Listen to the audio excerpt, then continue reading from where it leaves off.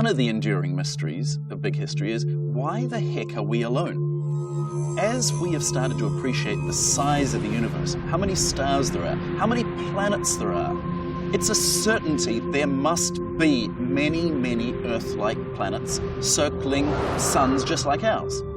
So there's this thing called the Fermi paradox. The idea of the Fermi paradox is that if there are so many billions of stars, that you would expect you would get intelligent races. And those intelligent races, without much more technology than us, would start to be able to colonize other planets.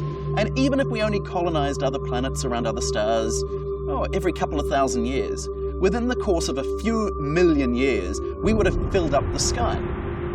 But that hasn't happened. The sky seems to be empty. We haven't even succeeded in finding bacterial life on Mars. Why is life so rare? Are we alone in the universe? It's very exciting that astrobiology, which is the discipline that studies life outside Earth, so it's a kind of strange discipline. It was science fiction 30 years ago. Now it's becoming serious science because we've learned that there are billions of planets. We didn't know that 15 years ago. And lots of them are probably like Earth. There could be billions of planets a bit like Earth just in our galaxy. That means that it's quite likely that the universe is crawling with life, that there's bacterial life. But complex life, like us, well, there are so many planets that you really can't rule out the possibility. So we have lots of great speculation here, but if we prove that there's life on another planet, and it could happen in the next 20 or 30 years, that would be a fundamental breakthrough.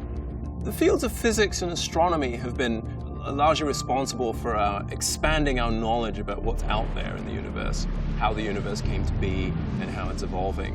And one of the great mysteries is whether or not we're the only example of the kind of complex life that reflects upon the nature of the universe. And I think that will really help root so much about who we are in this universe and our role in it, if and maybe when we actually learn the answer to that question about whether we're alone.